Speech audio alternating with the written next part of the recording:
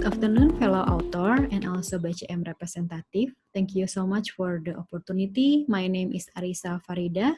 I am lecturer at Telkom University, and this research is conducted with the help of my fellow lecturer, Mrs. Widyanesi Lilitantri, and also student from Telkom University, Ms. Mira Syafira Hanafi.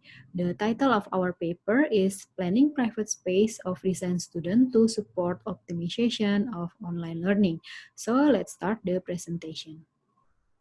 So to prevent the COVID-19 outbreak that is currently happening at the moment, the government stipulate that all learning activities on campus is eliminated. The lecture activities then applied using the distance learning method through online learning system. The use of technology provide an opportunity for school to do various types of learning activities. So based on this decision, careful planning for online learning space is necessary. The research method was conducted using qualitative method, mainly analyzing the questionnaire data, also quantitative analysis from literature studies.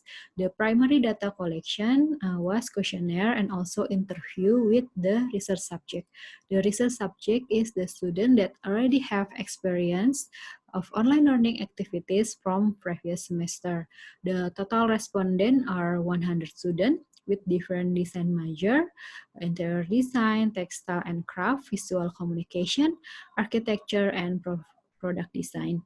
From the data obtained, it can be concluded that the biggest obstacle by the student when learning online are lack of concentration, lack of privacy, and lack of facilities. And also, we know that from the questionnaire, the majority of the student doing their online learning activities in their bedroom. Then the appropriate planning of student private room, especially their bedroom as online learning space, need to be done to support the requirement for appropriate learning activities. In addition, there are also factors that is desired by the student to support their online learning activities, such as facilities and tools that can accommodate their learning activities, such as laptop, lamps, stationery, bookshelf, should be noted. So the student will also conduct this online learning on average 2 to 4 hours a day. So the things that must be considered for student comfort, such as room acoustic, space atmosphere, stable network, lighting, and air circulation should be also noted. The bedroom of the student was originally a resting space, then added another function, which is the online study room. Therefore, we must calculate the dimension and facilities that can fulfill both of these space in one room. From the table above, we can calculate that the ideal room for resting on online learning has to be minimum area of 8.4 square meter. This is the design that is concluded by analyzing a lot of factors above. The clear separation between resting and study space need to be ensured to provide a privacy in each room. Furniture layout also arranged so that when conducting this lecture online, this zone will not intersect one another. It's also useful to increase student concentration while studying. The size of furniture is also adjusted to the effectiveness and also comfort for the capacity of one student. For the color used in the room is that bright color that is remain soft, such as egg yolk, sky blue, or salmon green. This color is proved to increase concentration in the learning process.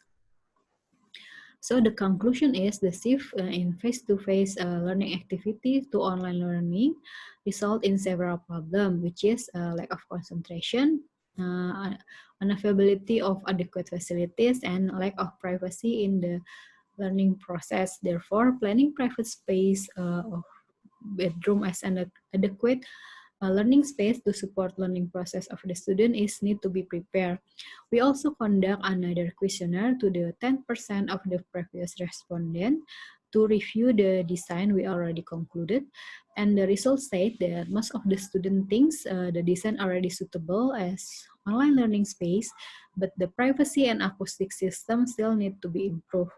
This research is still preliminary, so for more accurate result is necessary to further study in more detail and depth. So this is concluded our presentation. Thank you for your attention and see you again in another opportunity.